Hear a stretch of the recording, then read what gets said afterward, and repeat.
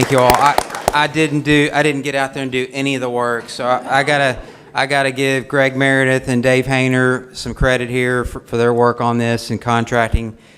We ended up replacing the limestone steps out there that were pretty much historic. We wanted to do it right, and we replaced the sidewalk out front as well. I was talking to some people, and I got to realizing that you drive by here, and a lot of people don't know what this building is because there's really no sign on it. And I told Ashley one day, I said, why don't we put City Hall over the door so people will know what building it is, because all you can see is the little marker out on the corner. So we did that. It needed some new front doors, in my opinion. That the old ones looked horrible. And so we ordered new. Dave found some nice looking doors to go on it and stain those and help spruce it up. And thanks to operations guys and now parks guys to keep the lawn and the landscaping going. We really appreciate all their work. So it's a team effort, and we appreciate it. Thank you, Melanie.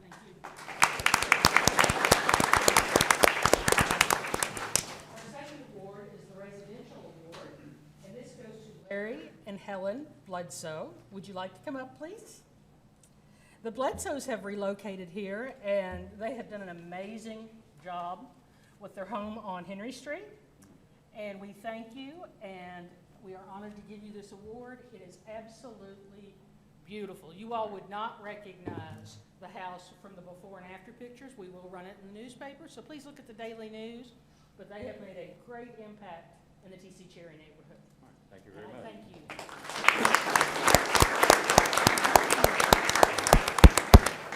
Congratulations. Thank you very much, Melanie. Our next, I'd like to call up the three individuals, Cameron Martin, Nathan Christian, and Kelsey Sanford. If you would come forward, come up here with us, the city commissioners. You are looking at, and it's been a little bit, it's taken us a while to do this, but this is the All-American Soap Box Derby winners at the championship level at the 83rd First All-Energy All-American Soapbox Derby World Championship at the Derby Downs track in Akron, Ohio. And they also won at the local level at the Fillmore Park. But Christian, he's on his way. I think he's going to come in here on the two wheels here in just a second. Christian, he won first at the local Superstock division. Martin, you Martin? Hey, Martin. He won second at the local Masters division. And Miss Sanford, you here? All right.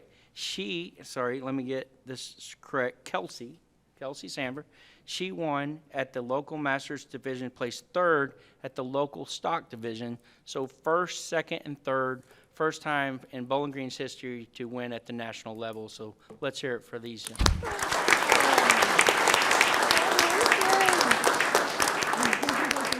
And they are getting what I call the key to the city. So congratulations. This is for you. This is for you. Thank you. And if Christian shows up, we'll bring him up here when we can. So one more time. Congratulations.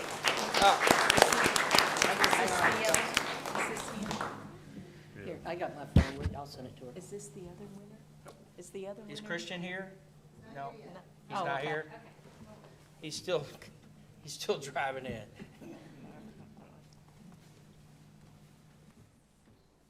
Here, come on up, commissioners. These chairs.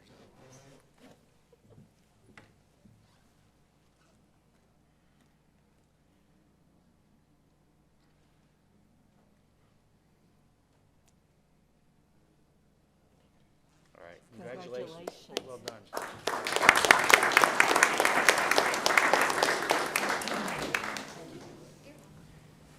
All right, when Christian comes in, we'll just wheel him up here. So we're going to make sure he gets recognized. Mr. Meisel, do you have any comments at this time? I do have a few, Mayor. Thank you. I want to recognize our finance department. We recently received the Government Finance Officers Association Award for Outstanding Achievement in our popular annual financial reporting. And as you know, we did the comprehensive annual financial report award just a couple meetings ago. But this one is for the pretty one that we put out at towards the end of the year, right after we issue the audit. And we've gotten an award for this for many years now too. And this is a condensed version of about 160 or 70 pages of our annual financial report that tells you a lot about how we did in any given year. And we submit this, and we've gotten another certificate of achievement. So thanks to finance and particularly Katie and Assistant CFO Aaron Ballou. Aaron puts a lot of time in this and tries to keep it fresh every year, so we appreciate that. And then my last comment is there'll be a need for a closed session. Ashley will read the reason. Pursuant to KRS 61.810(1)C for discussions of proposed litigation against the city. So move. Second. A move by Commissioner Hill, second by Commissioner Perigin. Roll call, please. Hill. Yes. Bailey. Yes. Beasley Brown. Yes. Perigin. Yes. Alcott. Yes.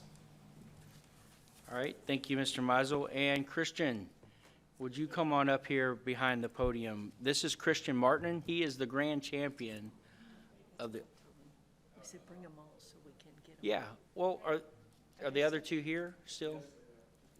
Let's do a rephoto. We'll do it again. So Christian, we did this a second ago, but we're gonna bring you up, our grand champion, second and third at the, I'm sorry, It's Nate. Nathan Christian, sorry. Nathan Christian, Kelsey Sanford, and Cameron Martin. Christian, this is a little token of our appreciation. Yes, sir. So congratulations. Thank you, sir. All right. Bring him on up.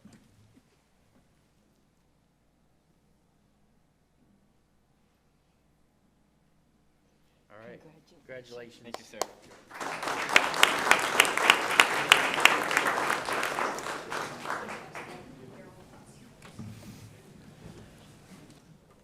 All right, our next agenda item is approval of the minutes from August 17th, 2021. Unless there's any discussion. So move. Second. Moved by Commissioner Hill, second by Commissioner Carlos Bailey. Roll call, please. Hill. Yes. Bailey. Yes. Beasley Brown. Yes. Perigin. Yes. Alcott. Yes. Municipal Order Number 2021-139. Municipal order approving the promotions of Eric Scott to the position of Battalion Chief, Stephen Candela and Andrew Crawford to the position of Captain, and Donald Brode and William Moore to the position of Engineer in the Fire Department. So move. Second. Moved by Commissioner Hill, second by Commissioner Perigin. Mr. Meisel. So first of all, we have some opportunities here.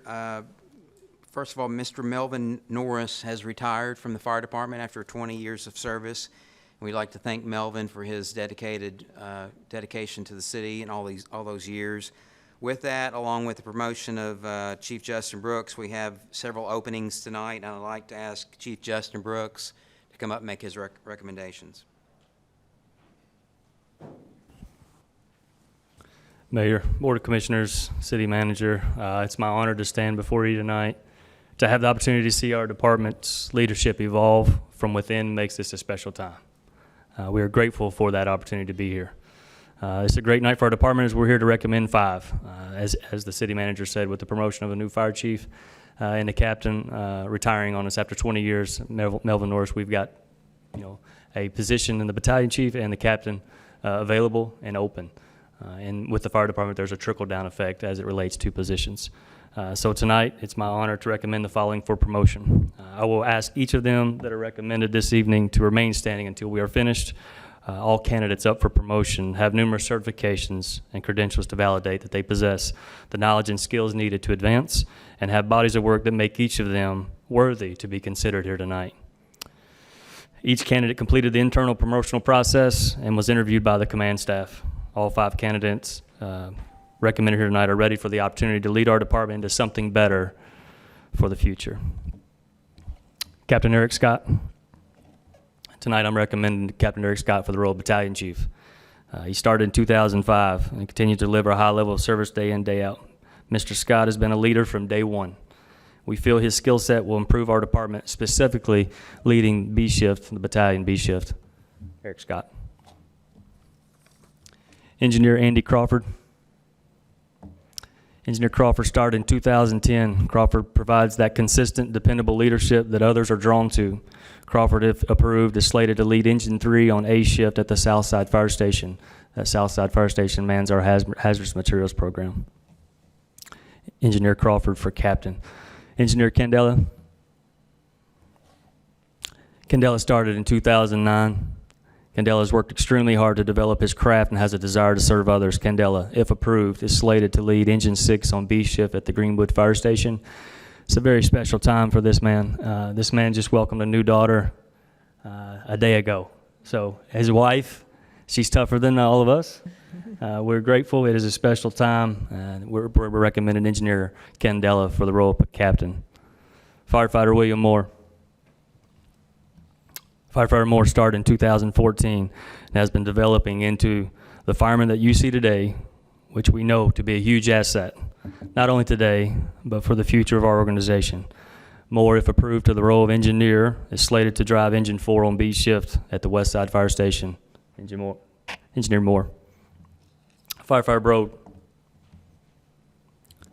started in year 2000 and has been pursuing advancement, whether by education or position, since he started. Tonight is a culmination of his efforts as Broad is ready to take the next step with the BGFD.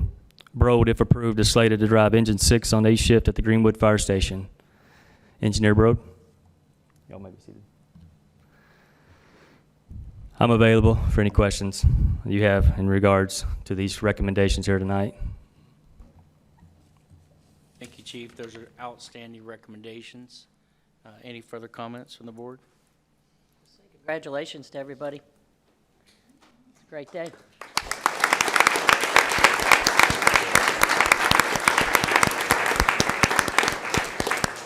All right, let's make this official. Roll call, please. Hill. Yes. Bailey. Yes. Beasley Brown. Yes. Perigin. Yes. Alcott. Yes. Congratulations. Municipal Order Number 2021-140. Municipal order approving the promotion of Stephen Butcher to the position of Crew Supervisor 2 in the Parks and Recreation Department. So moved. Second. Moved by Commissioner Hill, second by Commissioner Beasley Brown. Mr. Mizel.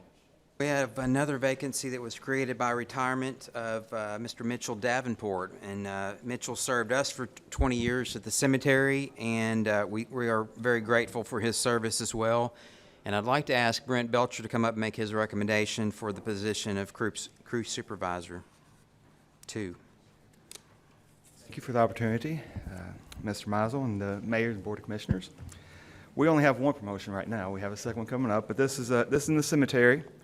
As Mr. Mizel mentioned, our previous Mitchell, he retired about a month or so ago, and so we come today with a promotion from within the cemetery division.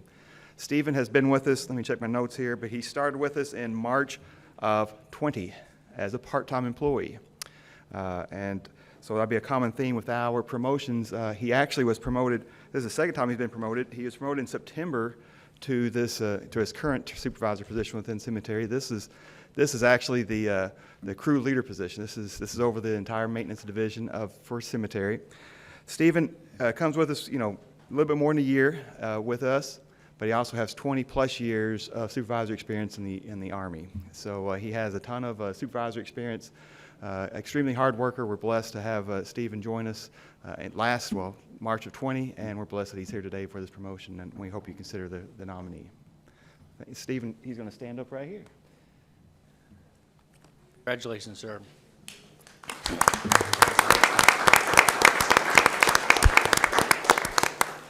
All right, thank you, Mr. Belcher. Roll call, please. Hill. Yes. Bailey. Yes. Beasley Brown. Yes. Perigin. Yes. Alcott. Yes.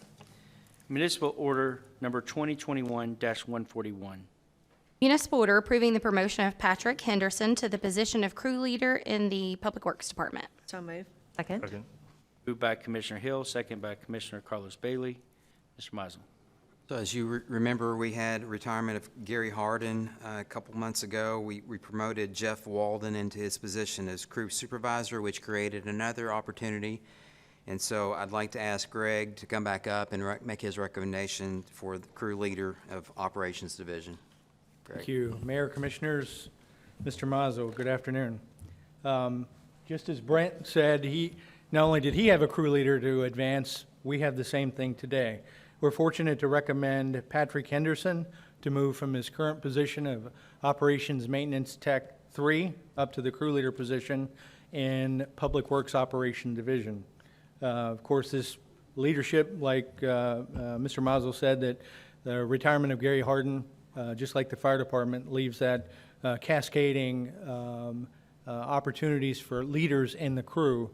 And so Patrick is definitely able to stand up and to move up to that position. We interviewed Patrick and 4 other internal candidates from operation. The interview panel consisted of David Delp, Ryan Johnson, and Jeff Walden, as well as Kim Ives from Human Resources. Patrick began his career back in 2000 after graduating from Butler County High School. He's been promoted twice in the operations division since then.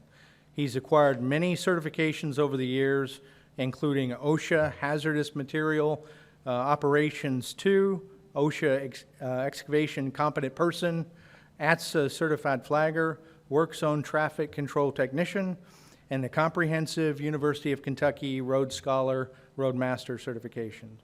Patrick is courteous to his fellow employees. He serves as a mentor to the less experienced folks in that crew. We're proud of his accomplishments within operations and excited for his continued growth and contributions to our department and the city. Please let me know if you have any questions. Thank you, Mr. Meredith. Any further questions? None. Is Patrick? Patrick here? All right, roll call, please.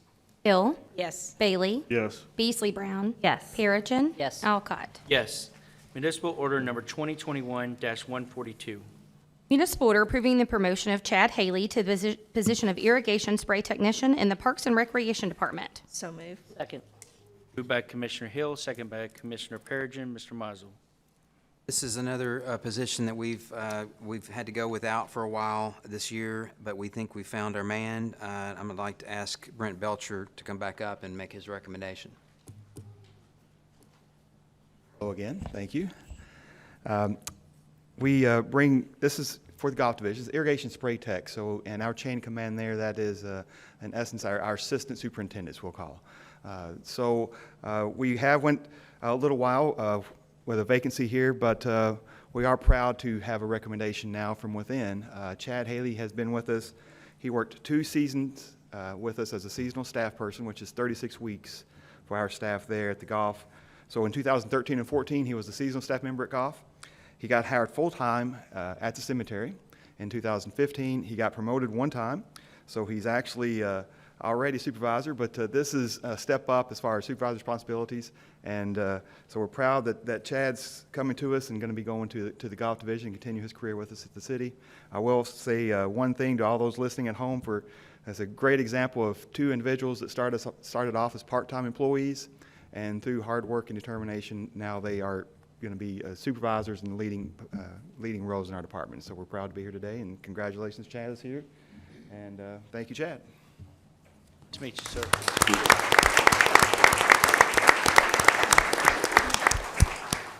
Congratulations. Thank you, Mr. Belcher. Any further comments? Roll call, please.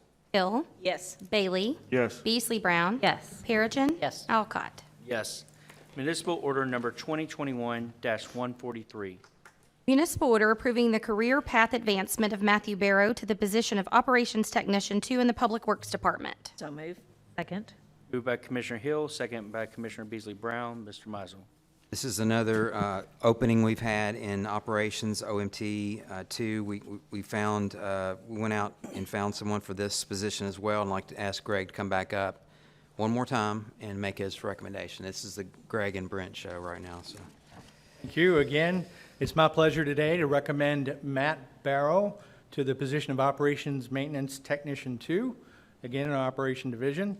The vacancy was created, like I said, by the cascading effect of the other promotions and the fact that we added 2 positions, two OMT2 positions this year in the budget based upon needs of the crew and the fact that we're reducing the size of the crew to be able to do more things at once in operations.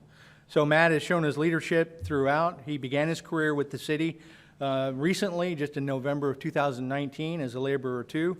He quickly obtained his CDL in February of 2020. Not only is he a quick learner, but he's also willing to take on new and progressive leadership roles within operations. In terms of training, he's completed the courses in Work Zone Traffic Control Flagger, Work Zone Traffic Control Technician, and he's currently enrolled in the important classification or class program, again, called Road Scholar. So we're proud of Matt and his ability and dedication to his duty. We look forward to his continued growth as a leader in operations. As times change and positions, people retire, we need folks that can step up. And so we're proud that Matt is one of those kind of guys. So any questions you have? Thank you, Mr. Meredith. Is Matt here tonight? He is not. He's not. All right, roll call, please. Hill. Yes. Bailey. Yes. Beasley Brown. Yes. Perigin. Yes. Alcott. Yes. Municipal order number 2021-144. Municipal order approving the probationary appointment of Deborah Highland West to the position of Executive Assistant Public Information Officer in the Office of City Manager. So moved. Second. Moved by Commissioner Hill, second by Commissioner Beasley Brown. Mr. Meisel. As you all know, we lost Kim Lancaster a few months ago to another career, and we went to the process of finding her replacement, and I'd like to ask Aaron to come up, and actually these next two items are appointments, so Aaron will present to you our recommendation. Aaron? All right, good afternoon. And we didn't lose Kim. We do know where she went. Well, yeah, but, I didn't want to say it. But I will say, for many of us, it does feel like a loss because she did such a wonderful job for the city for such a long time. And She's still alive, I'm sorry. We wish her well in her new career opportunity. But that does offer us an opportunity to welcome someone new to our team. And while we were looking to refill this role, on the general schedule, it does say Executive Assistant / PIO. When we went recruiting, we decided to flip-flop that because over the years, the emphasis has really been on that PIO position. So when we have an opportunity naturally to update that, I think we'll go ahead and switch that title to put the focus there, as that what this person really does. We received 48 applications, and 17 of them were selected and requested to do an initial exercise as well as a skills test. And then we had 6 candidates that we had initially set up for interview. 2 of them did withdraw during the process. As part of the selection process, in addition to the skills assessment and initial assignment, we also asked them to plan a fictitious event and present that during the interview process. The purpose of that was to see their creative side as well as their presentation, their oral communication skills, ability to budget, and whatnot. So we selected through the interview process Deborah Highland West, if you would like to stand. And Debbie is, she attended Bowling Green High School, so she is native. She has a bachelor's degree from WKU in history and creative writing. She has been forever in the journalism industry, but has decided to switch teams, I guess you can say. And so we're really excited to have her here with us. I'll be available if you have any questions. Congrats. Deborah, what year did you graduate? I'm a history major as well from WKU. 91? About. Did you put her on the spot or anything? Oh, I apologize. It's on LinkedIn, I don't care.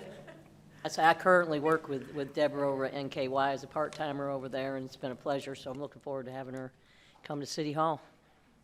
Stay working together. I have to say, I've known Deborah since back in my ITA days, and she was asking all those tough questions, but was always nice, and it's great to have you on our team. It's great to get you working for the city, so let's make this official. Roll call, please. Hill. Yes. Bailey. Yes. Beasley Brown. Yes. Perigin. Yes. Alcott. Yes.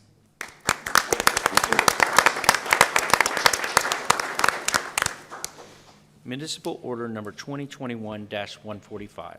Municipal order approving the probationary appointments of Sonia Duderick and Heather Lashley to the position of Code Enforcement Inspector in the Neighborhood and Community Services Department. So moved. Second. Moved by Commissioner Beasley Brown, second by Commissioner Hill. Mr. Mizel. And We have two openings in code compliance. Trying to learn to say that differently. And one of these openings is due to the promotion of Mr. Brad Shargorowski, and the other one is one we've been sitting on due to COVID. We had to kind of wait on that one a little bit, but as things are picking up, and they are, and as the city is growing, we are in need of these two positions. So I'd like to ask Aaron to give you a summary of the recommendations to these two positions in NCS. Aaron? So this is another position that you will see a title update to the next time we naturally do an upgrade to our pay classification schedule as we switch from code enforcement to code compliance. But for now, officially the title would be Code Enforcement Officer.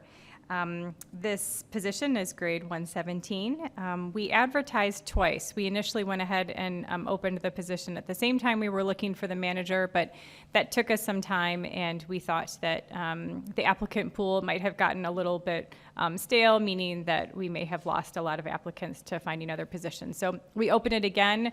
We encouraged people to stay in the pool, let us know if they wanted to continue being an applicant. So between those two periods of advertising, we received a total of 63 applications. 23 were sent to the department to be reviewed, 10 were selected for an interview, and 4 were selected for a second interview. During that second interview, we first had them do a ride-along with one of our current officers so that they would get a little gist of the job, see some of the neighborhoods, the homes, the things that they'd be doing, and then they went into their second interview from there. So the first person I'd like to recommend is actually a transfer within the city, and this is Sonia Duderick. If you'd like to stand. Currently, Sonia works in communications dispatch in our police department. She's a supervisor there. Sonia has been with the city of Bowling Green since 2006. She started in the records department over there in police, moved over to dispatch in 2011, and a supervisor in 2016. So we're excited to have her. She's looking really forward to this new opportunity in the neighborhood and community services. And then also would like to recommend for an appointment is Heather Lashley, if you'd like to stand. Heather Lashley currently works for WKU in the Student Finance Assistance Office.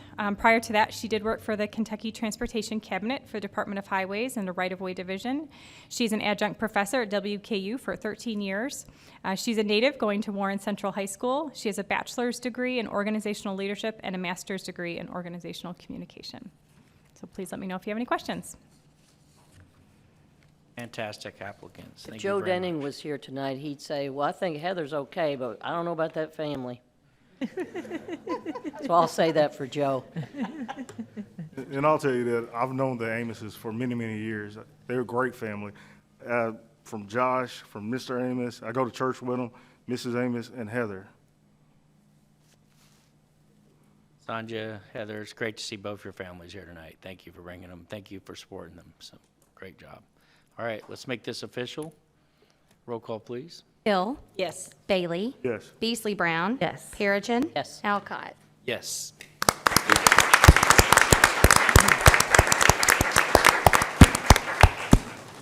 Municipal Order Number 2021-146. Municipal order approving the reappointments of Matt Davis, Robert Dean, Christina Huddleston, Dr. Richard Miller, and Kathy Palmer to the Human Rights Commission. So move. Second. Moved by Commissioner Hill, second by Commissioner Beasley Brown. I have this one. I have made some reoccurring appointments and talked to Mrs. Waddell. And Mrs. Waddell has given me absolutely affirmation to make recommendations to continue on the board for the Human Rights Commission of Matt Davis, Robert Dean, Christina Huddleston, and Dr. Richard Miller, and Kathy Palmer, and they have all accepted that they would be willing to continue to serve our community willingly if we vote them in tonight. So that is my recommendation. Any questions or comments? All right, roll call, please. Hill. Yes. Bailey. Yes. Beasley Brown. Yes. Perigin. Yes. Alcott. Yes, congratulations. Municipal Order Number 2021-147. Municipal order approving the appointment of Chad Spencer to the Workforce Recruitment and Outreach Committee. So moved. Second. Moved by Commissioner Hill, second by Commissioner Perigin. This one's also mine. We actually had to look for a new appointee. We guess we had a person that went off the board and did not want to return, and so I was very interested in finding a person that was interested in helping us in workforce recruitment.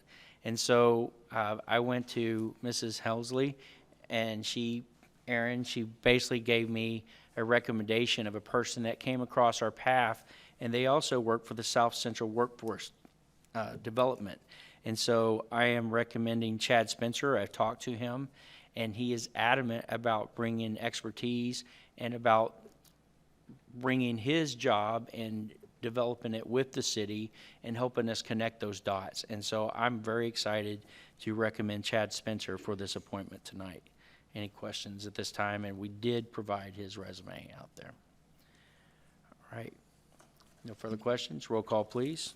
Hill. Yes. Bailey. Yes. Beasley Brown. Yes. Perigin. Yes. Alcott. Yes. Municipal order number 2021-148. Municipal order authorizing and accepting bid number 2022-06 for Cisco SmartNet annual renewal from IT Savvy LLC of Addison, Illinois, in the amount of $70,348.80. So moved. Second. Moved by Commissioner Hill, second by Commissioner Beasley Brown. Mr. Meisel. So the city uses Cisco hardware and firmware, and we do an annual renewal of an agreement with Cisco, but you have to be a registered dealer, more or less, to offer these services. So we went out for bid, and we got 8 bids. Those are in your packets. And this would be an agreement before you tonight is to provide services on our advanced hardware replacement, firmware updates, extensive resources, and anytime we need an expert advice on something, we can call them up to resolve network issues. This also includes support of our network switches, firewalls, wireless equipment, phone systems, security software, and basically our overall network infrastructure. So we, again, went out and found these certified Cisco resellers. They submitted their bids, and we are recommending that we go with IT Savvy LLC out of Addison, Illinois. Total cost of $70,348. This is in our FY22 budget, and I think we have Danita Weeks here with us, one of our IT managers, that can answer any questions on this, if you have any. Thank you, Mr. Meisel. Any further questions from BOC? All right, roll call, please. Hill. Yes. Bailey. Yes. Beasley Brown. Yes. Perigin. Yes. Alcott. Yes. Municipal order number 2021-149. Municipal order approving a contract through cooperative purchase with Rico USA, Inc. of Exton, Pennsylvania, under the Kentucky State Pricing Contract for the purchase of Rico copiers, including a service agreement, in the amount of $50,418. So moved. Second. Moved by Commissioner Hill, second by Commissioner Perigin. Mr. Meisel. So just one quick comment, that everything that we're buying tonight is in the budget. So it looks like we're spending a lot of money, but it is all inclusive of either a prior year budget or a current year budget. So this item here is to buy 4 copiers, or actually multifunction devices that will copy, scan, print, whatever you need them to do. They come with a 48-month renewable service agreement with each device. We need one in Park Cemetery, Police Headquarters Dispatch, Fire Admin, and Parks Admin. And reason we're bringing this to you is the initial purchase is $50,418, but we're going to get a rebate to knock that down to $43,268 net. So this is coming from Rico, and Rico was on the state pricing contract, so we didn't have to do a whole lot of work. They were the cheapest one out there that the state had already vetted and found, and all we had to do is go out and pick them off the list. So recommending Rico for this purchase. And this runs through IT department as well, and Danita can answer maybe any questions you may have, or Katie or me. Mr. Meisel, any questions? I have a question. If it breaks down, I don't know if Katie's here, but if it breaks down, what will the service plan be like for them to come and fix it? So with the contract, so we have This is kind of common for them. They know all of our locations. So our response time with RICO has been, this is a contract we've held in the past, and it's been very good. So far, we're seeing response times usually same day and the next day, because they use local people to come out and fix the copiers. Have you ever had any trouble with the past copiers that you had? It's technology, so everything has problems, but not any more than any other multifunction device that we've used. Thank you. How old are these, Danita? These are replacements. So the way that we look at these is how much usage they have, and also how many service calls they've had in the past 12 months. So we keep that because sometimes once they're so old, it's costing more money to support them. So in this, these are some of our highest used copiers, and so that's why we're choosing to replace these. Thanks, Danita. No problem. Thank you. Other questions? Roll call, please. Hill. Yes. Bailey. Yes. Beasley Brown. Yes. Perigin. Yes. Alcott. Yes. Municipal order number 2021-150. Municipal order authorizing a contract through non-competitive negotiations with Live the Dream Development, Inc. of Bowling Green, Kentucky for Census Block Groups 103.3 and 103.4 exterior property improvements program in the amount of $400,000. So moved. Moved by Commissioner Hill, second by Commissioner Beasley Brown. Mr. Mizel? So the memo is pretty self-explanatory that's in your packets, but this is part of our neighborhood improvement program that we do through NCS, where we take federal money and we put local money with it. And so we've allocated $400,000 to improving these two census blocks. And we are proposing to do an agreement with Live the Dream Development to do the work for us. They're going to go in and rehab approximately 70 properties, and we're going to give up to $5,000 toward each property for aesthetics and fix-up. And if there are any landlords or commercial business owners in this area, we would give 50% and let them match the other 50%. But I want to thank Brent and Nick for working on this. This is a 3-year term that we're proposing with Live the Dream, which would run through September 30th of '24 to get this done. So 70 properties makes a big dent in an area and sprucing them up and assisting those property owners. And Brent's here, can answer any of your questions on this program.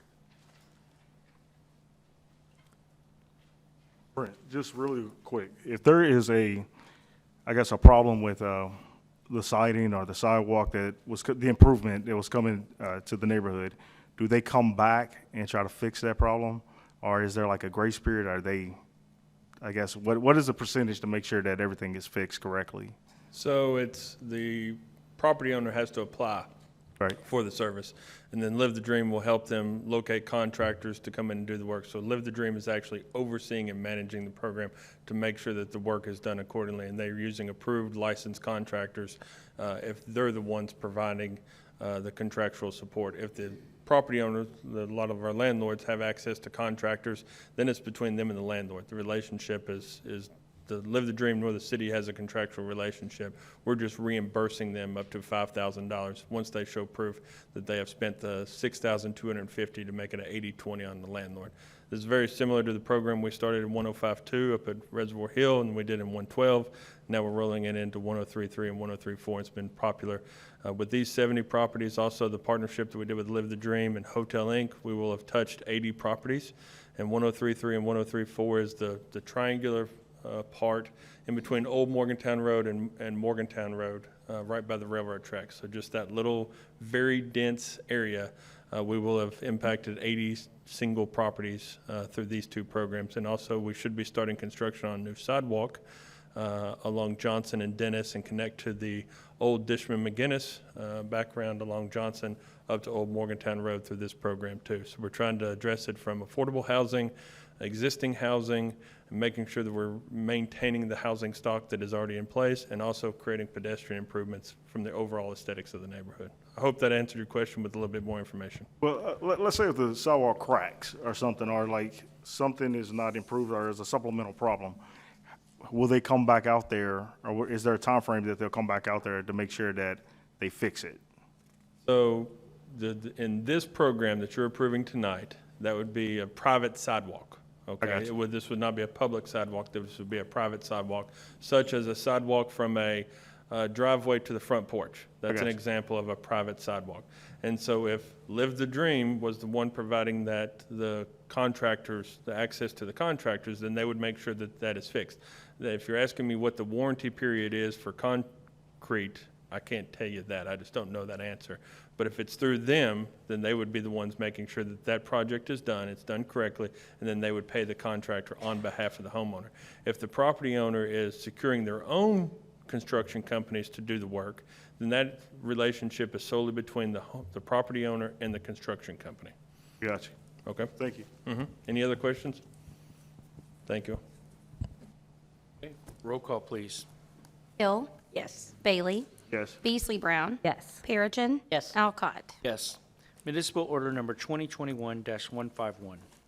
Municipal order authorizing and accepting bid number 2021-35 for Crosswinds Golf Course irrigation improvements and pump station upgrades from Pro Pump and Controls, Inc. of Shelbyville, Kentucky in the amount of $209,000. So moved. Moved by Commissioner Hill, second by Commissioner Perigin. Mr. Mizel. Some of you all may remember when Crosswinds was built, and that was roughly 30 years ago, 1991, I believe. So these pumps that we are needing are roughly 30 years old. I think we may have replaced one of them, but another fact is that years ago, we ran a pipeline from Barron River to pump water from the river all the way over to Crosswinds Golf Course, and to save money on buying water for that golf course. It has roughly 4 or 5 lakes on it, and this pump system operates all of that. It pulls the water from the river, it distributes the water to all the lakes and irrigation systems, so it's kind of a critical piece of equipment.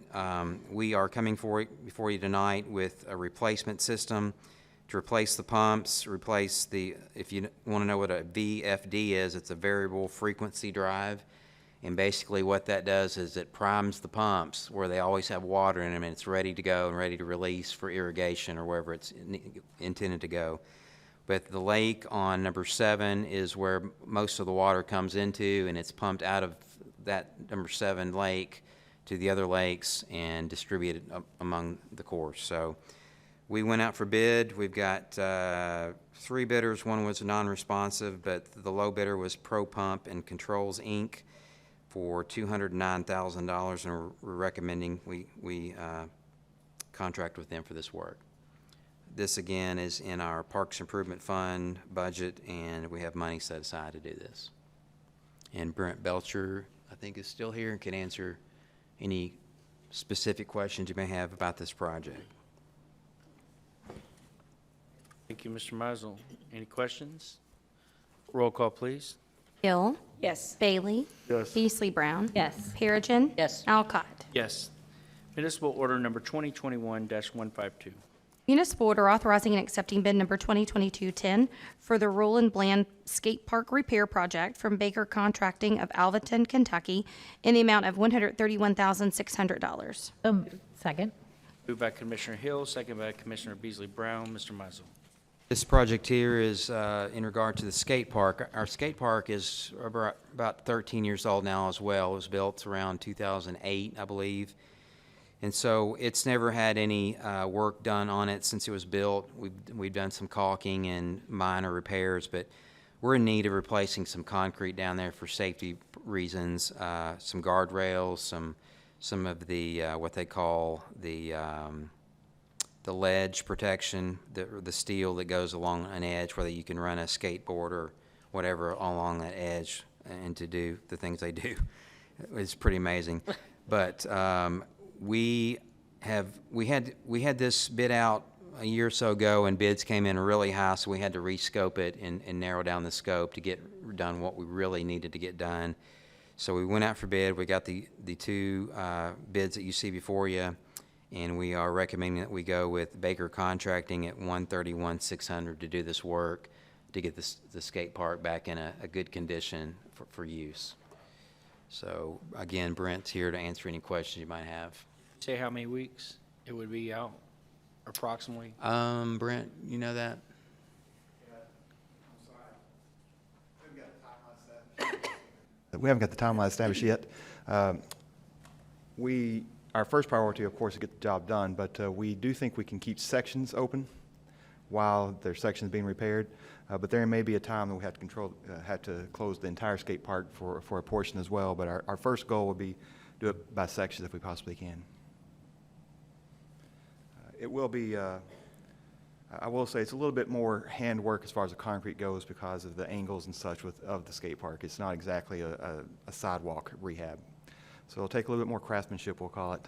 So it's going to be a little more handwork.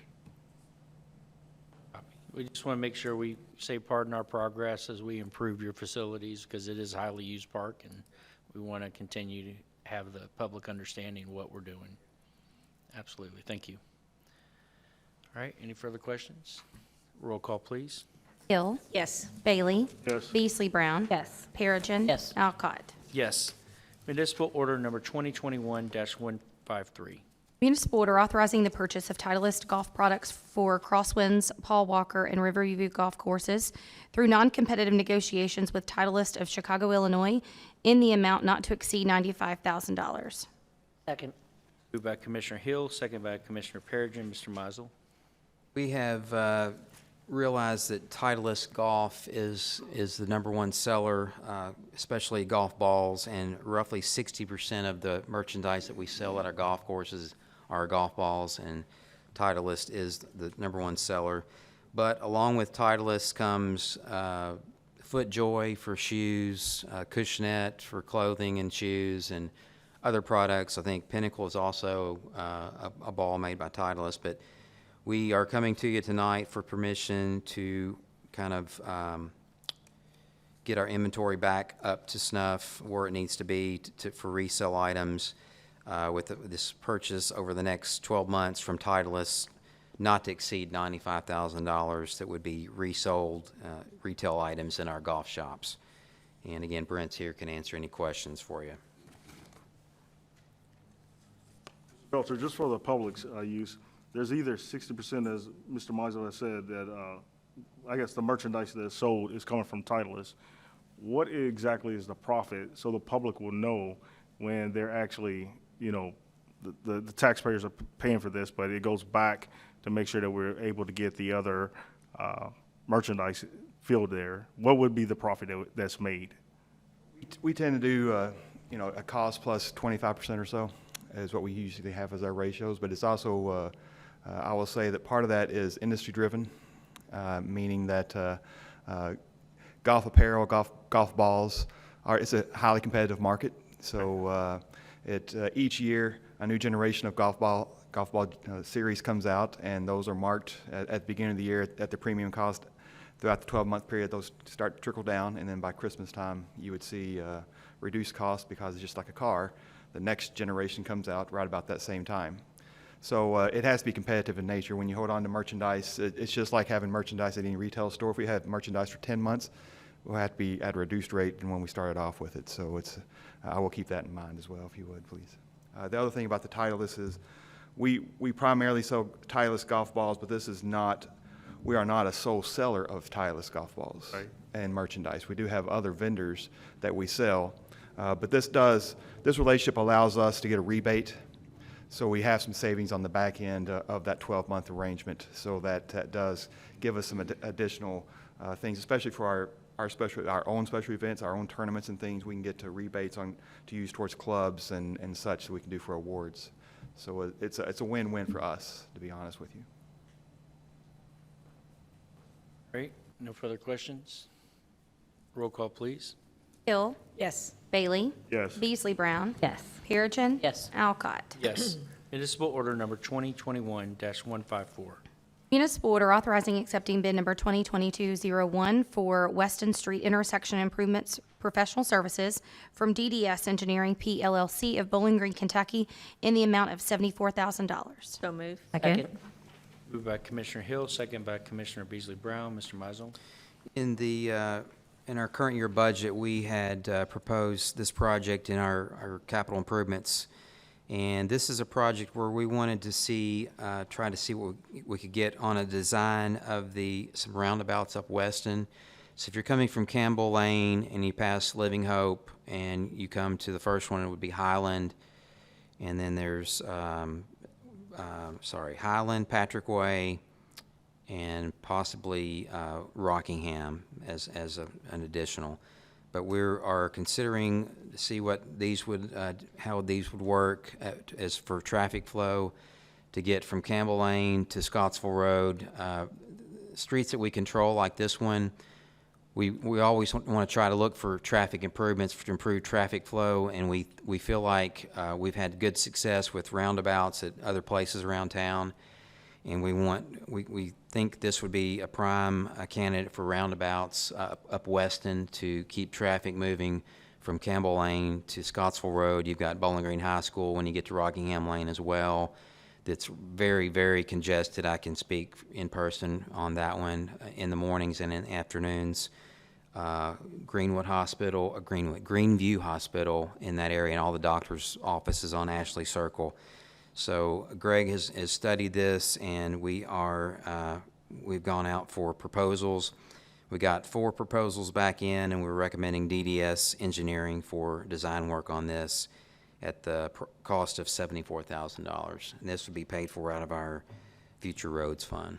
So to be clarified, this will be one of 3 possible potential traffic circles in that vicinity.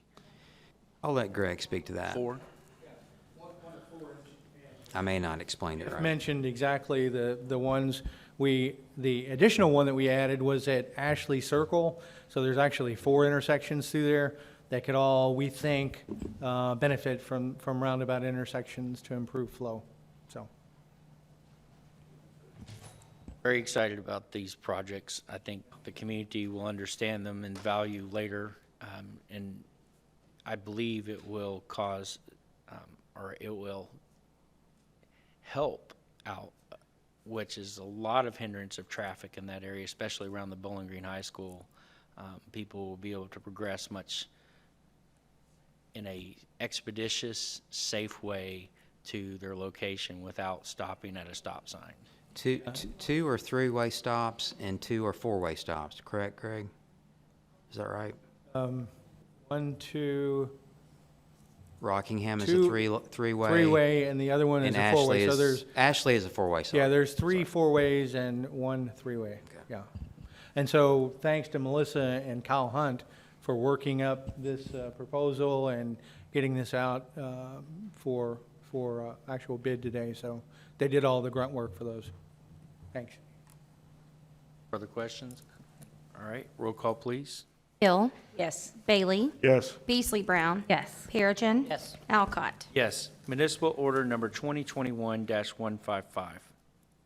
Municipal order authorizing and accepting bid number 2022-02 for Ashley Circle intersection improvements for professional services from American Engineers, Inc. of Glasgow, Kentucky, in the amount of $60,000. So moved. Second. Moved by Commissioner Hill, second by Commissioner Perigin. Mr. Mizel. This is another project in that same area. Ashley Circle, it's hard to believe, it's been there for 50 years, and we've kind of outgrown Ashley Circle.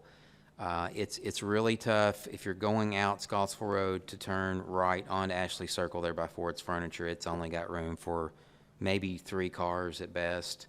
Mornings are horrible, afternoons are horrible. The other Ashley Circle, where nearing the new IGA, is getting busier every day, and so we are looking for anything we can do to alleviate congestion in those areas where traffic is backing up. Scottsville Road, of course, Scottsville Road is a state road, but we feel like we could improve the bring in some right turning lanes off of Ashley onto Scottsville Road, and so this project would be looking at that, designed for longer queuing lanes to get off of Scottsville Road and get on to Ashley Circle, and actually vice versa from Ashley on to Scottsville Road. So again, Greg's crews worked on this. We went out for bids. We got 4, and American Engineers we think is the best bid at $60,000 to do design work on this project, again, to help reduce congestion in that area. Greg, you have anything to add? Questions? I wanted to thank Peter Overmall with American Engineers for being here with us today. He was part of that successful bid and helped us work on the scoping of the project, so we appreciate him. And I think there's not any commissioner, I think we talked about that project 3 years ago, along with former Mayor Wilkinson. So, yeah, it's been in the forefront for a while. We know that it's state-controlled in terms of the signal timing, but with that extra capacity, it's going to do nothing but help, I think, give us more cycle length and more capacity for turning when the signals favor Ashley Circle, Ashley Street. So, thank you. Is there any idea on the access roads, you know, those little roads? I see, it's only one car can come off of Scottsville Road, turn left, and then if they decide they're gonna go to Ford's Furniture, it's like suddenly somebody's putting a brake on right in front of you. I don't know if you can even, like, is there a fix for that? There's really not much you can do there unless you know, and you see some places, they kind of abandon the frontage roads and go and build backage roads, if you will. So they have to buy right away in property and reconstruct. So that's beyond the scope of what we're looking at here, but we do have an idea that, you know, you've seen a couple places up and down Scottsville Road where they put a right in and a right out only. So we think there may be an opportunity for that here. We're going to look and see if that makes a difference. Of course, Hobby Lobby is now moved, but that facility, that space will eventually be leased by someone else. So we think. Once you put the traffic circle in, you could keep people from turning left. They could make a quick U-turn and come right back. I mean, that would be a potential safety as these two projects go together. They do go together, and certainly I wish we could put roundabouts in Scottsville Road, but that's a little beyond the scope. But you're exactly right. There's those connections that we're going to make. We're going to make those function better, and with this connection functioning better, hopefully it'll just improve traffic flow in and around the newly renovated Bowling Green High School. You know, with whatever they're going to make some changes on their entrances. So we hope all this dovetails together really good. So. Probably actually close the access road that's across from Ford's Furniture, because there's 2 or 3 entrances into that, isn't there? That goes to the rental car place Yeah, and. an employment place, the medical centers. Well, one good thing that we're going to do with this, and I think either Melissa or Kyle recommended, you know, the turn lane, if you're coming out of downtown into the first Ashley Circle where the rental place is and where you turn in at Ford's Furniture, that turning lane to the right is really short. So we feel like that you know, makes the congestion even worse at that intersection. We're going to try to lengthen that and expand that with a permit from the state, you know, or work with our KYTC partners. Those guys are all right mostly. But anyhow, so. Used to be. Used to be, now it's Exciting. harder. Very exciting for that part of town. It's a great project, so thank you. Great comments. Roll call, please. Hill. Yes. Bailey. Yes. Beasley Brown. Yes. Perigin. Yes. Alcott. Yes. Municipal order number 2021-156. Municipal order authorizing and accepting bid number 2022-05 for traffic signal replacement from Arrow Electric Company, Inc. of Louisville, Kentucky, in the amount of $214,725. Move. Second. Moved by Commissioner Hill, second by Commissioner Perigin. Mr. Mizel. So this is a project, again, that we had put in the capital improvement budget for this year. I think it was this year, right, Katie? Or is this a carryover? I think it is a carryover. So when you get to the intersections of Chestnut, when you get to 6th and 7th, there, after you pass the fire headquarters, the traffic lights there are not, you know, matching with the rest of the traffic light poles that we have in downtown area. So we've got 2 that we took down when we took the lights down at 7th in College and 8th in College. They're in front of WKCT and they're in front of SkyPack. We saved them and stored them away, and they're still in really good shape. We would like to take those and put them on these 2 intersections at 6th in Chestnut and 7th in Chestnut, rework that signal and use the same software that we use on all other downtown signals. And so we went out for bid. We got 3 bids before you tonight in your packets. We are recommending the award to go to Arrow Electric Company to do this work. They would come in and do all of the work, installation, set the new decorative mast arm poles, install all the pedestrian signals and related signal components that are involved with this.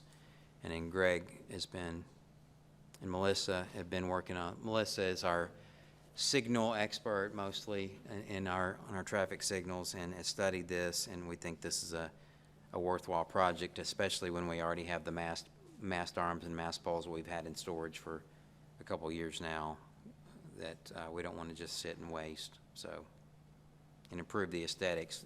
As we go through our phase 2 downtown, this kind of gets to, it goes to 6th Street, and this would incorporate that corner of 6th and Chestnut. So Greg and Melissa here can answer any questions you may have on the project.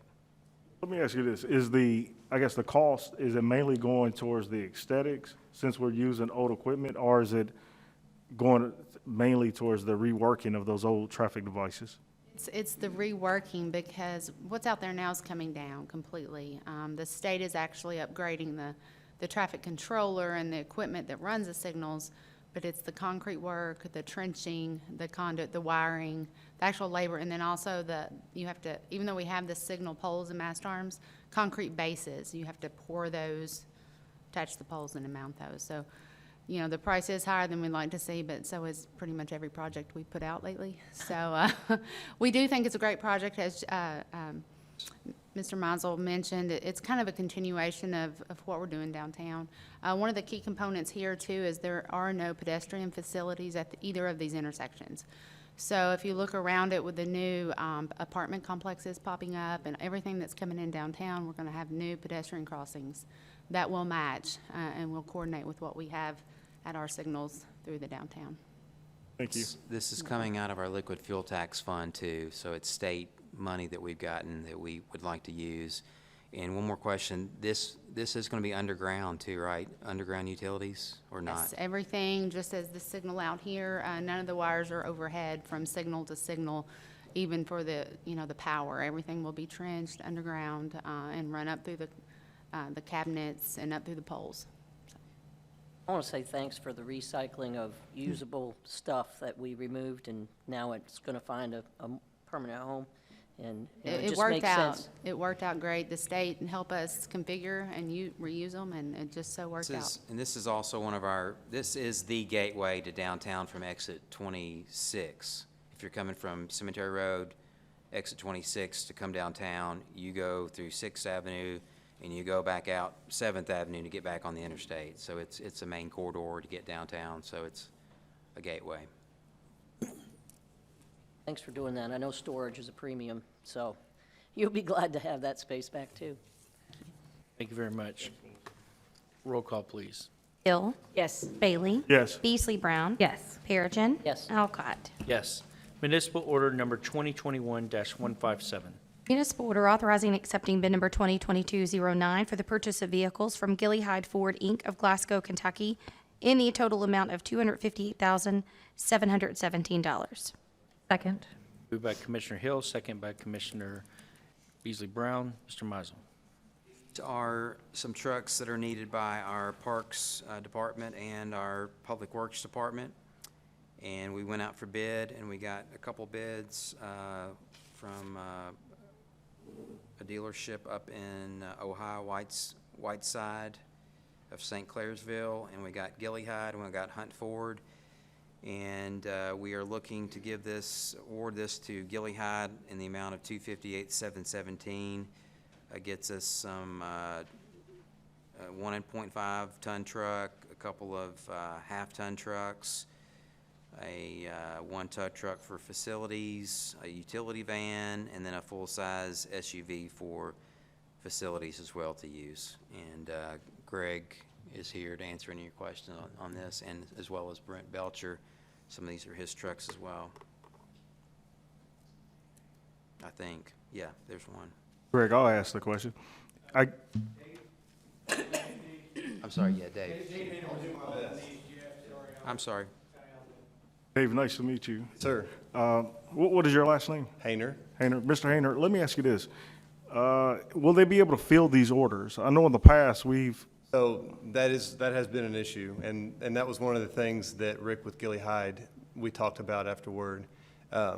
He was confident some of the vehicles, like the full-size SUV and the half-ton trucks, can be, we'll actually see them sooner than maybe the 1.5-ton truck or some of the bigger vehicles. He said they may, you know, it's the times we're in right now, he can't guarantee a timeline. So, but we went back and forth on even putting the bid out at this point. But he was able to secure some pricing, so we thought, you know, we would go ahead and try to move forward with that. We're probably looking spring, summer next year for some of these vehicles, to be realistic. But I mean, you know, we're doing the best we can. So Let me ask you this: if Gilly Hyde is not able to fill those orders, what will, I guess, Parks do at that point? Will they come back and ask for to go to another dealership, or probably have to rebid, I would think. Is that correct? Yeah. Thank you. 12 months on this price. Yes. All right, thank you. No further questions? Roll call, please. Hill. Yes. Bailey. Yes. Beasley Brown. Yes. Perigin. Yes. Alcott. Yes. Municipal order number 2021-158. Municipal order approving actions of the city manager and accepting emergency purchases for police vehicle equipment from Dana Safety Supply of Atlanta, Georgia, and Truckers Lighthouse of Nashville, Tennessee, in the total amount not to exceed $85,710.27. So moved. Second. Moved by Commissioner Hill, second by Commissioner Beasley Brown. Mr. Mizel. So remember the emergency purchase we made on police vehicles the other day? This is to upfit those vehicles. I went ahead and approved this, and it came in over my approval level, 50,000. And so we were bringing this to you tonight. I'd like to thank Mr. Randy Phelps down at Fleet, who worked on securing these prices and went out and shopped and found the best deals he could find for this equipment. And we are recommending to spend $35,184 with Truckers Lighthouse and another $50,525 with Dana Safety Supply for a total of $85,710. Thank you, Mr. Mizel. Any further questions? Roll call, please. Hill. Yes. Bailey. Yes. Beasley Brown. Yes. Perigin. Yes. Alcott. Yes. Municipal order number 2021-159. Municipal order approving construction and accepting maintenance of Springwater subdivision sections 1 and 2. So moved. Second. By Commissioner Hill, second by Commissioner Perigin. Mr. Mizel. This is the subdivision that is out Russellville Road, John D. Jones Road. We have been asked to accept it as part of our city infrastructure. Planning and zoning went out and did their inspection, and so did our own public works staff. And we think it's ready to go in proper condition. It's 4,666 linear feet of roadway that we would be taking in to city maintenance, along with sidewalk and storm sewer. And again, there's a map in your packets of sections 1 and 2 of Springwater subdivision. Greg and Melissa are here to answer any questions you might have, as well as Ben, back row Ben. He's not listening to me. Mr. Mizel, any questions or comments? All right, roll call, please. Hill. Yes. Bailey. Yes. Beasley Brown. Yes. Perigin. Yes. Alcott. Yes. Municipal order number 2021-160. Municipal order authorizing and directing the mayor to enter into grant agreements for flexible neighborhood grants with various neighborhoods. Second. Moved by Commissioner Hill, second by Commissioner Beasley Brown. Mr. Mizel. A little history on this. We used to call these SNAP grants, and with COVID, we changed the name. Karen changed the name to Flexible Neighborhood Grants. Flexible Neighborhood Grants, and this is a program we've been doing for quite a while now, and it helps different neighborhoods in the city to spruce up or improve their neighborhoods with a grant that they can put their own money with or cover all of it, I think. And before you tonight, we have about 4 projects that have been requested. One in Camden Place, Eaglestone Villas Condo Association, Hunting Creek, and then Park Place Homeowners Association off of Covington Woods there behind the park. These would total $20,847, and we have money in our budget to do this program. And Karen is here can answer any questions you might have about these 4 projects for these neighborhoods. We have several grants here and several grants that can be down the road. It's good business. Any further questions? All right, roll call, please. Hill. Yes. Bailey. Yes. Beasley Brown. Yes. Perigin. Yes. Alcott. Yes. Ordinance number BG 2021-37 is our first reading and is non-binding. Ordinance rezoning real estate. Ordinance rezoning a tract of land containing 5.02 acres from HB Highway Business to LI Light Industrial, located at 0 Nashville Road, presently owned by Bishop Land Sales LLC. So moved. Second. Moved by Commissioner Perigin, second by Commissioner Hill. Mr. Mizel. This is in the area down Nashville Road that's just past the South Industrial Park, formerly known as the Berry Farm. And it's about 5 acres, and this was an 8-0 vote, I believe, at the Planning Commission. And Mr. Peterson is here for any questions you might have about this rezoning. Berry Farm used to be way out in the country that I remember. It's not anymore. Mr. Peterson, how many sinkholes are on there? I noticed when I went through there, it said that there were a few sinkholes on this land. So that is pretty much generic language that can cover the entirety of Warren County. That we note that whenever our map shows a propensity for sinkholes, and then typically the developer, as they did in this case, will just commit to repairing those in the manner as approved by both the city and the Planning Commission subdivision regulations. Do we know what they're planning to build on there yet? Not exactly. Right now, they're just looking at a warehouse spec building for light industrial, and then they will, but they don't have at least at the time of the rezoning, didn't have a specific client. Thank you. Mm-hmm. Any further questions? Okay, roll call, please. Hill. Yes. Bailey. Yes. Beasley Brown. Yes. Perigin. Yes. Alcott. Yes. Ordinance number BG 2021-38 is our first reading, is non-binding. Ordinance renaming street. Ordinance approving the renaming of a portion of Benson Avenue to Pro Park Avenue. So moved. Second. Moved by Commissioner Hill, second by Commissioner Perigin. Mr. Mizel. This is a request we received, and to give you an idea where this is at, if you, going back to Ashley Circle, if you come up Ashley Circle and take a right onto Weston, it's a quick right again into Professional Park Court. There's a number of businesses back in there, Shelton and Associates CPAs, I think the Builders Association's back in there. But it's a really quick, short stub street to get into Professional Park Court that tees into it.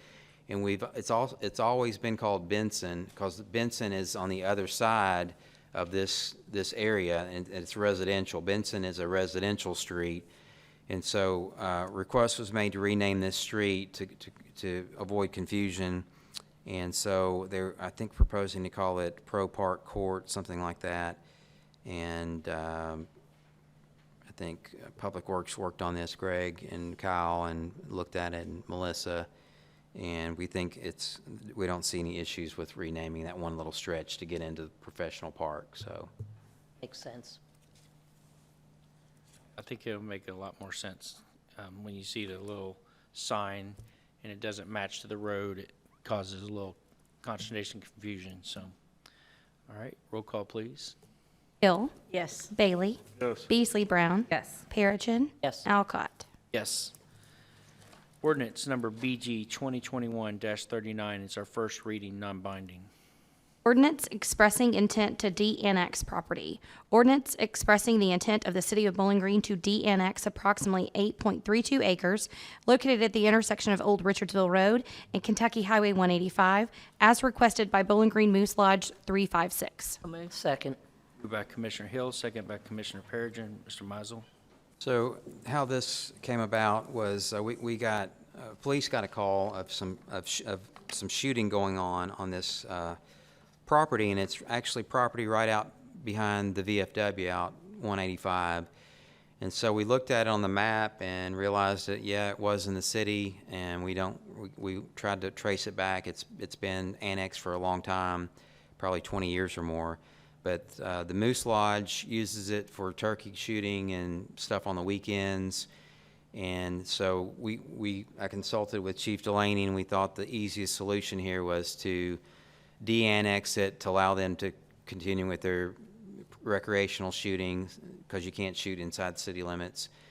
And so I reached out to the president of the Moose Lodge, Mr. Dewey, and he was in agreement that the simplest thing would be, and I said, if you want to continue with your shooting, the easiest thing would be to do is request de-annexation, because it's on the very outskirts of our city limits. It's a very in property as you go out 185. It's within the annexed area. So he provided this letter requesting that they be de-annexed, and I'm going to let Hillary explain. It's a lengthier process than we thought, but Hillary, would you mind explaining what we're going to do with this? Right, so we have to do an ordinance expressing our intent to de-annex. We have to have 2 readings of that. We have to provide the county with notice by certified mail. They have 30 days to object. And then we have to do 2 readings of an actual ordinance de-annexing. You can annex by consent, but for whatever reason, the statute does not provide an opportunity to de-annex by consent. So I talked to Mr. Dewey last week, explained the process to him, that we were probably going to be end of October, maybe even into November before we get this process completed, but we want to do it correctly so that they can continue with their fundraising and legally. So This is basically undeveloped pasture land that they just go out and use for shooting, so. I understand why we're doing it, it makes sense, but will this impact us later on down the road is it going to be a connection for annexation later on? Will that mess us up? I don't think so, but I know that Brent looked at that issue and looked at the map, so he can probably. Proximity kind of hits right up against the river along that floodplain area there behind the VFW down through there. So I don't think that this will hurt us. If we had to, we could come from one of the other adjoining properties that would still be in. So I'm not concerned with that. Good, thank you. Yeah, or just down 185, down the right of way. We'd find another way if we need to annex across the river. Okay, But that's the only connection we would ever have to do is the old Garvin farm over there. Perfect, thank you. All right, no further comments. Roll call, please. Hill. Yes. Bailey. Yes. Beasley Brown. Yes. Perigin. Yes. Alcott. Yes. Ordinance number BG 2021-33, second reading, binding. Ordinance rezoning real estate. Ordinance rezoning a tract of land containing 5.5412 acres from AG Agriculture to GB General Business located at 5463 Russellville Road, presently owned by 31W Holdings LLC. So move. Second. Moved by Commissioner Hill, second by Commissioner Perigin. Mr. Mizel. Will this say reading? I just want to make a comment before, if there is comments on this one. This one last was a 2-2 vote. Myers Commission, this was close. Something to consider is that we've all spent an inordinate amount of time in January discussing the quasi-judicial process as we have stepped into a role as elected officials. And so each of us has the role to be able to vote yes or no. However, we also owe that body, if it is an overall no vote, we owe the body an explanation and answer to the legal reasons for the implication. And I'd ask our attorney, Hillary Hightower, to expand on that, please. So as we discussed back in January, the Planning Commission's decisions are entitled to weight and deference. You all appoint those members, and they do have a full hearing as opposed to you all doing a review of the record. So you're bound to make your decision based upon that review of the record and to give them deference. If you choose to reject one of their recommendations, you are required to make specific findings of fact concerning why you made that decision.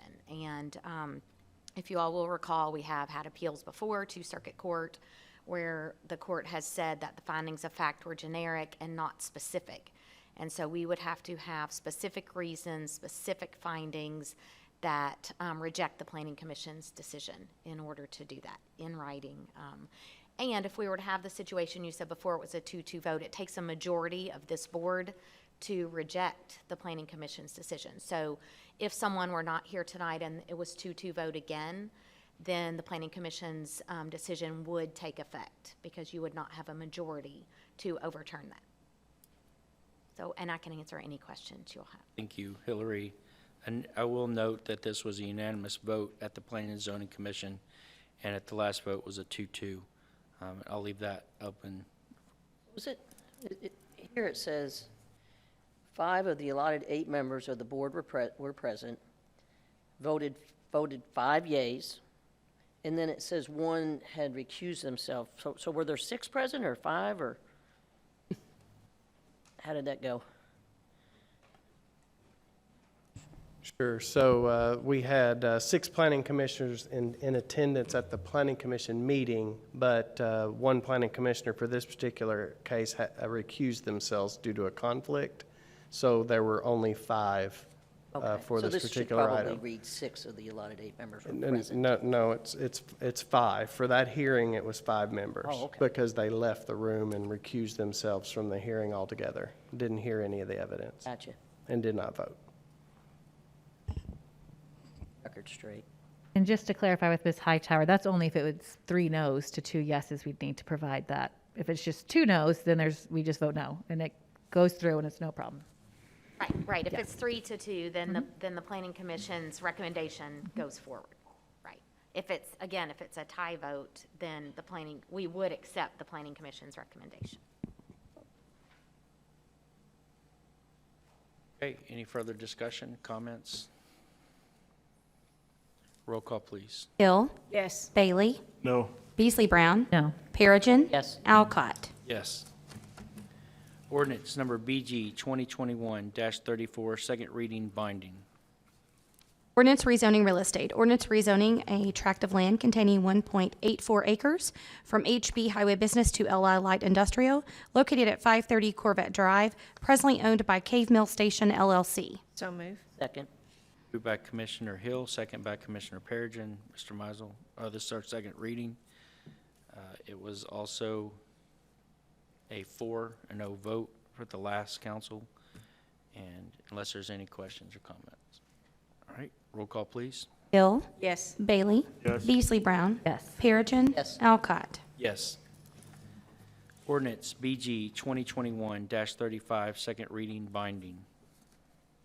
Ordinance annexing property by consent. Ordinance annexing 22.88 acres of property located at 2464 Cumberland Trace Road, with property presently owned by Warren County Board of Education, and 94.49 acres of right-of-way of Interstate 65 and Cumberland Trace Road, presently owned by the Commonwealth of Kentucky Transportation Cabinet, for the total of 117.37 acres, with said territory being contiguous to existing city limits.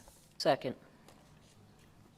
This was moved by Commissioner Hill, second by Commissioner Perigin. This was also a 4-0 vote at the last meeting. Unless there's any further comments or questions this time. Roll call, please. Hill. Yes. Bailey. Yes. Beasley Brown. Yes. Perigin. Yes. Alcott. Yes.